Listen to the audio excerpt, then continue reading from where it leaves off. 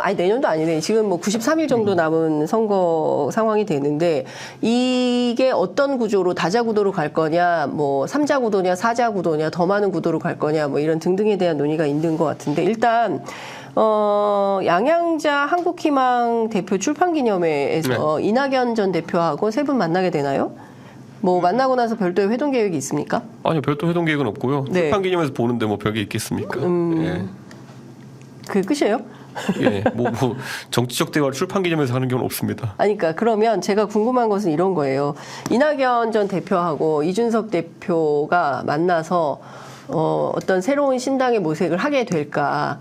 만나는 게 뭐 양양자, 금태섭 여기까지 다 모여서 큰 틀에서 뭐 플랫폼 정당 뭐 이런 얘기도 나오고 다들 뭐 너무 궁금하시겠지만, 예, 너무 궁금해요. 다들 궁금하시겠지만 뭐 진척은 없습니다. 네. 네, 진척은 없고 그래서 네. 제가 뭐 선언적으로 말씀드릴 수도 없지만은 네. 또 저희는 저희 일정에 따라 가지고 그냥 쭉 창당 과정을 진행하고 있고요. 아까 언급했던 모든 세력들, 그 양현자 의원님은 창당 완료한 상태고, 네. 이낙연 대표 측이나 아니면은 그 원칙과 상위기 측은 창준이도 아직까지 시작하지 않은 단계이기 때문에 네. 조금은 시간 격차가 있는 거로 보인다. 예. 그래서 뭐 그분들의 움직임을 저도 예의주시하지만은 뭘 아직까지 같이 해볼 수 있는 단계는 아니지 않느냐.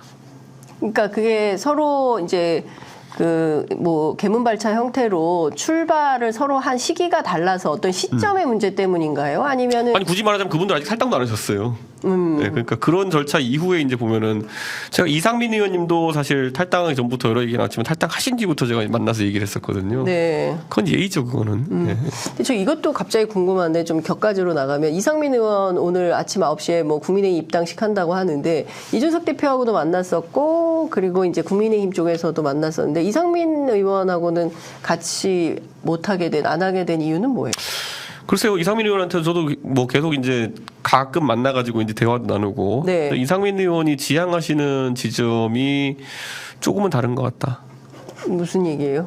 그러니까 결국에는 이상민 의원은 이제 오선 의원이시고. 네. 그 다음에 원하시는 역할이 있을 거고. 네. 국회의장. 그런데 개혁신당이라고 하는 곳은 지금부터 긴 호흡을 가지고 예. 한번 우리가 새로운 정치 문화를 한번 만들어 보자 이런 건데 예.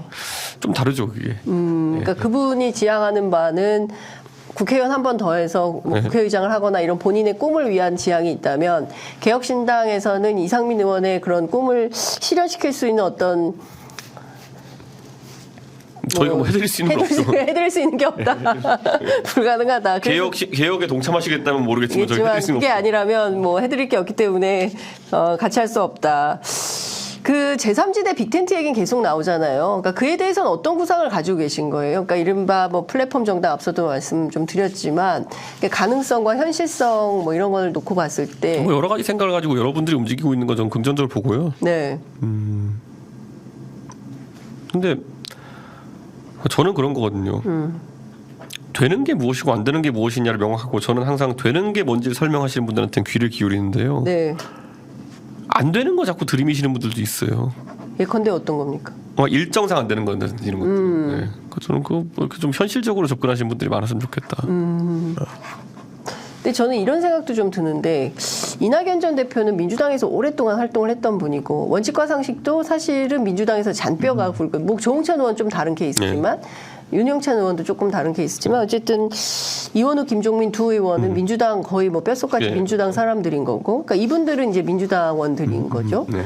그리고 양양자, 금태섭 의원이 있고 그다음에 이준석 신당은 사실상 어찌 보자면 보수 정당인 것이고 이게 되게 다른 거예요, 스펙트럼이. 근데 이분 사실 정당이라는 거는 가치 지향이나 뭘 하고자 하는 방향이나 비전이 같아야 되는데 이거 다 맞출 수 있냐에 대한 고민이 좀 생기는데 그런 부분에서 어떤 선거 연합 그러니까 이런 건 다 상대적인 게요. 네. 예를 들어 홍범도 흉상을 철거해야 되느냐에 대한 관점을 가지고 따지면은 저랑 오히려 원칙과 상식 의원들이 가깝겠죠. 네. 국민의힘보다. 그렇겠죠. 그러니까 이제 대한민국의 보수 진보로 가른다고 하기에는 보수가 너무 이상한 판단들을 많이 했어요. 홍범도 흉상 치우는 게 왜 보수입니까? 그렇죠. 그러니까 이게 그러니까 어디에 맞춰야 되는지 약간 관점이 다른 건데 네. 최근 현안들에 있어서는 오히려 국민의힘에서 나오는 희한한 판단들보다는 예. 원칙과 상식의 의원님들처럼 더 잘 맞는 게 맞죠. 그러니까 그걸 냉정하게 평가하기 어렵고요. 딱 네. 어디가 더 가깝다를 평가하기 어렵고. 근데 네. 최근 상황은 뭐 국민 대다수가 국민의힘에서 하는 판단과 멀어져 있기 때문에 그거는 좀 특이한 상황을 봅니다. 그러니까 지금 뭐 여러 현안들을 놓고 그러니까 이제 통칭 진보 보수 이렇게 볼 수는 없는 것이고 사안별로 각자 케이스 바이 케이스로 판단을 해야 되는 문제이고 거기에 대해서 맞다면 뭐 함께 할 수 있는 영역도 있고 함께 못하는 영역도 있는 것이다. 중요한 건 근데 선거잖아요. 네. 선거에서 이분들하고 어떻게 할 거냐, 어떤 방식으로. 제가 그래서 가능성은 3가지 정도로 언급했죠. 네. 결국에는 뭐 연대를 해가지고 뭐 느슨한 연대를 해가지고 네. 각자 뭐 기호를 달고 예. 대신 겹치지 않게 지역구 후보를 낸다든지 이런 정도 할 수 있을 것이고 아니면은 지역구 후보는 한 정당에 몰아가지고 기호를 높게 받아가지고 가고 비례는 각자 나오는 방식도 네. 가능할 것이고 아니면은 완전 합당해가지고 가는 방식도 가능하고 연대를 한다면은. 네네. 근데 뭐 제가 어떤 셋 중에 뭘 특정해서 선호한다는 것도 아니고 보통 역사적으로 그렇게 해왔다 연대나 이런 건. 알겠습니다.